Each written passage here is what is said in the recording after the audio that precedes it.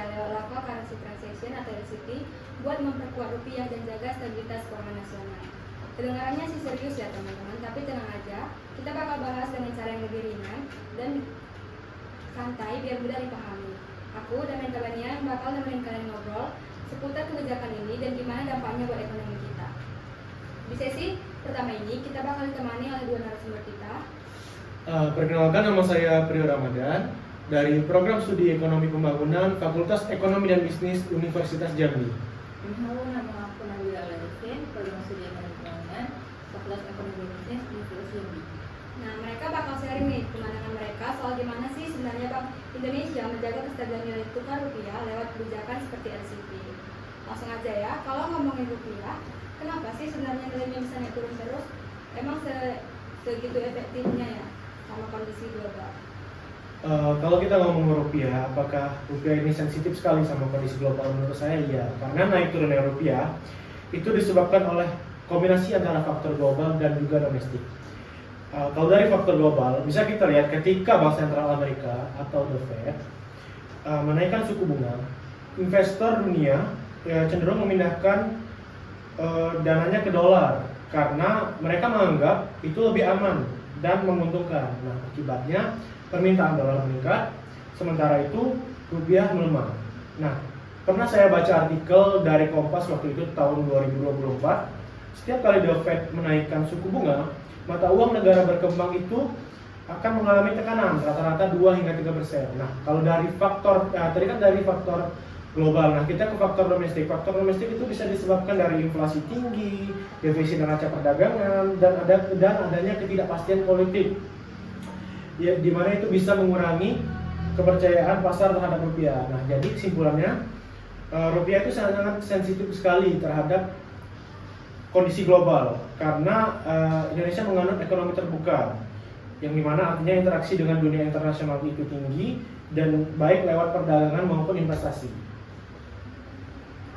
Kalau aku mau nambahin sedikit nih soal faktor tadi kan, faktor itu faktor harga komoditas juga ada, yaitu seperti yang kita tahu ekonomi Indonesia ini bergantung terhadap pada ekspor batu bara, sawit, nikel. Nah, kalau harga komoditas tersebut turun, devisa juga berkurang sehingga cadangan dolar ini dalam negeri juga menurun. Ini yang membuat rupiah itu tertekan gitu. Kemudian rupiah ini sensitif juga karena ekonomi kita tuh termasuk ekonomi terbuka, artinya interaksi di dunia internasional tuh tinggi, baik dari lewat perdagangan maupun investasi.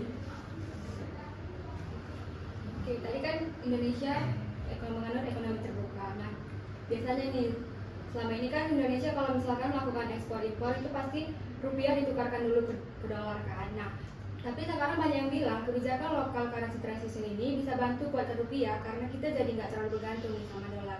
Emangnya benar ya gitu? Kalau secara konsep, kita perlu tahu dulu LCT itu apa. Nah, LCT itu adalah transaksi lintas negara yang menggunakan mata uang lokal masing-masing dan tidak mengintervensikan dolar. Nah, contohnya itu seperti kalau ketika Indonesia berdagang sama Malaysia nih, nah transaksi itu bisa langsung pakai rupiah dan ringgit tanpa harus konversi dulu ke dolar. Jadi alurnya itu rupiah dan ringgit. Kalau mau konversi ke dolar kan rupiah, konversi ke dolar dulu, baru ke ringgit. Nah, keunggulan dari LCT ini yaitu mengurangi ketergantungan terhadap dolar. Nah, menurut data Bank Indonesia di tahun 2025, transaksi LCT sudah mencapai lebih dari 250 triliun dalam rupiah. Negara yang sudah kerjasama dengan Indonesia seperti Thailand, Malaysia, Jepang, dan juga Tiongkok. Nah, namun efektivitas dari LCT ini masih terbatas karena belum semua mitra dagang besar itu ikut bergabung dan volumenya itu masih kecil dibandingkan dengan total transaksi global yang menggunakan dolar. Jadi LCT ini menurut saya pribadi itu efektif untuk diversifikasi, tapi belum bisa sepenuhnya menggantikan dolar seperti itu. Kalau benar dulu gimana kira-kira? Nah, aku juga setuju nih terhadap pendapat Rio. Apalagi sekarang BI itu baru aja memperluas kerjasama LCT dengan Jepang sama Korea Selatan. Terus juga yang lalu angka ini pas banget di global dolar yang masih menguat karena The Fed ini kalau yang kita tahu itu belum juga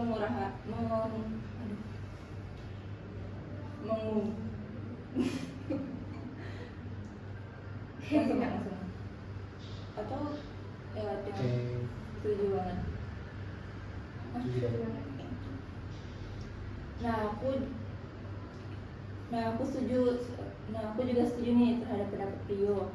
Apalagi sekarang BI juga lagi memperluas kerjasama terhadap kerjasama. Sabar. Nah, aku juga setuju nih terhadap pendapat Rio. Apalagi yang kita tahu nih, BI juga baru memperluas kerjasama LCT dengan Jepang sama Korea Selatan. Langkah ini juga menurut aku pas banget karena di tengah isu global yang marak ini, dolar yang masih menguat karena The Fed juga belum mengubah arah kebijakannya.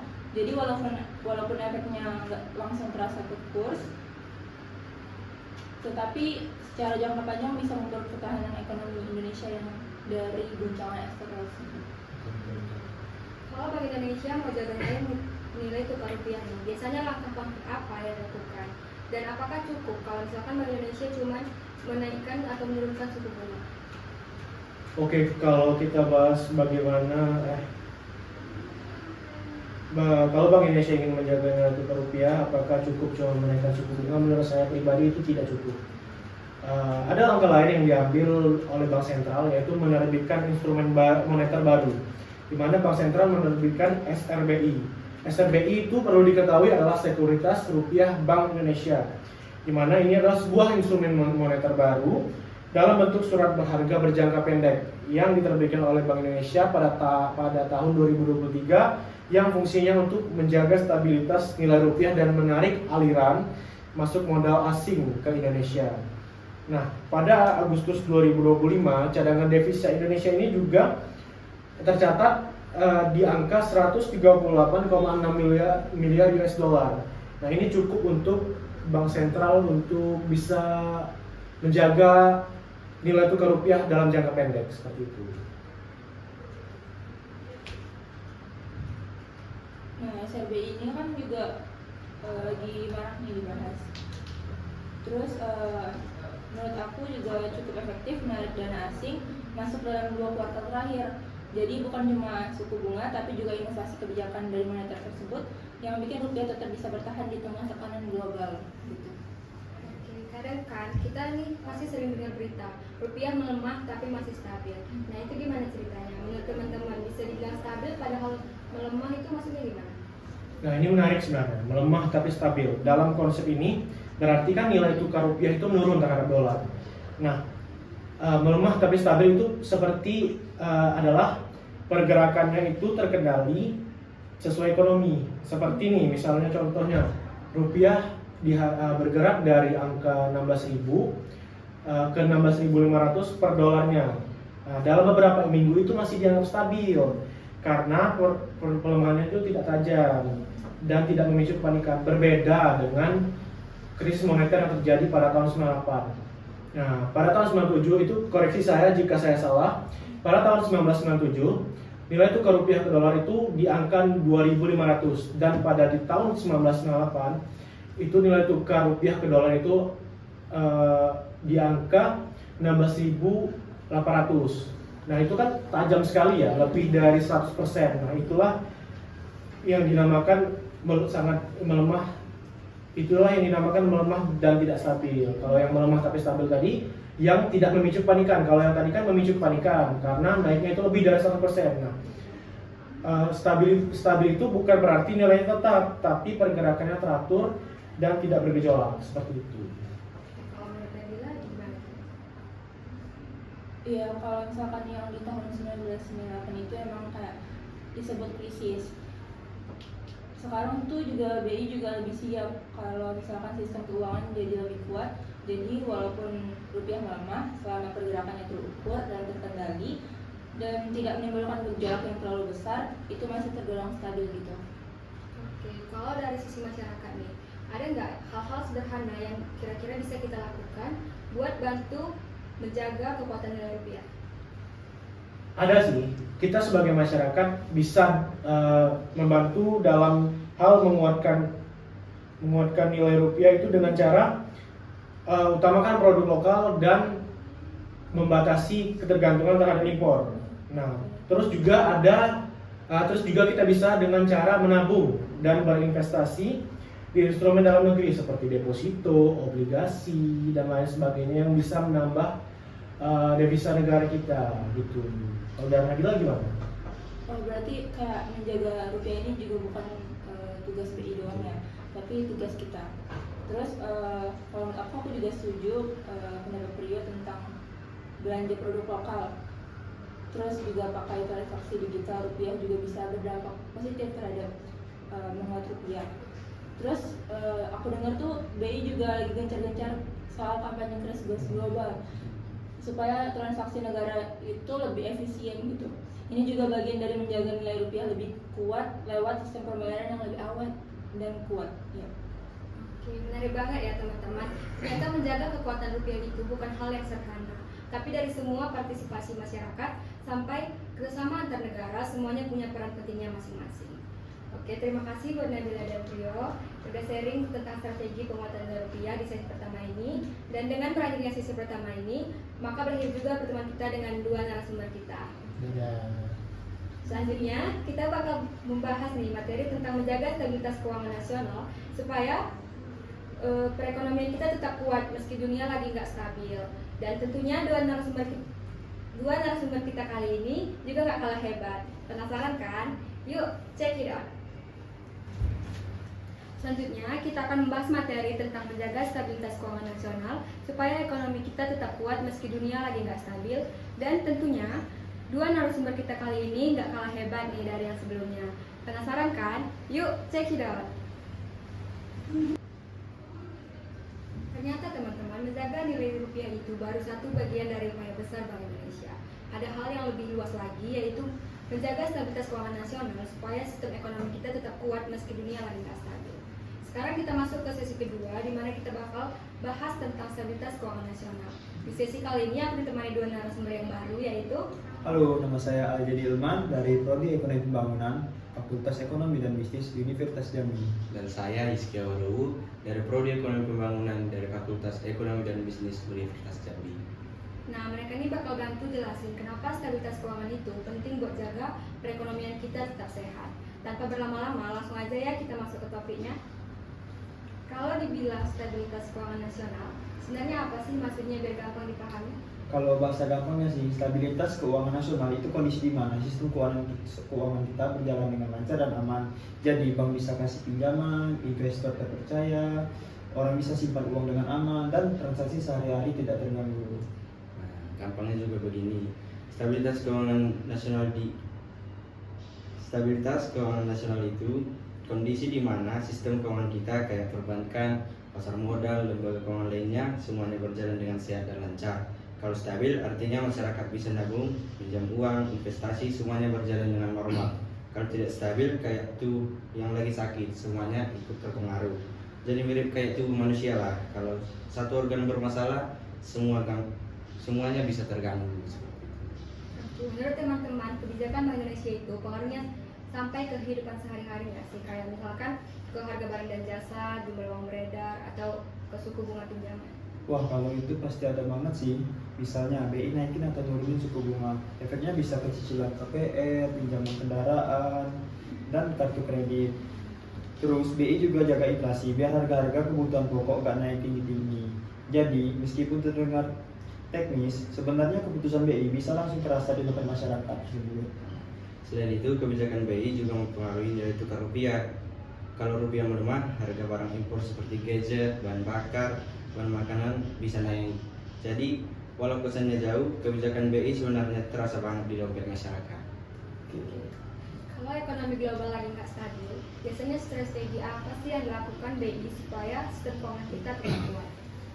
Nah, menarik nih. Biasanya BI punya 3 langkah utama. Yang pertama, menjaga stabilitas nilai tukar rupiah, misalnya dengan intervensi di pasar valuta asing kalau rupiah lagi melemah terlalu tajam. Yang kedua, koordinasi barang pemerintah supaya kebijakan moneter dan fiskal jalan beriringan, terutama buat mengendalikan inflasi. Yang ketiga, mengatur likuiditas perbankan biar uang yang beredar di masyarakat tetap pas, gak terlalu banyak tapi juga gak berkekurangan, seperti itu. Nah, betul sekali yang dibilang saudara Iskia. Apalagi di era digital sekarang, BI juga terus mendorong sistem bayaran digital biar transaksi masyarakat tetap lancar walaupun kondisi global lagi nggak pasti-pasti banget.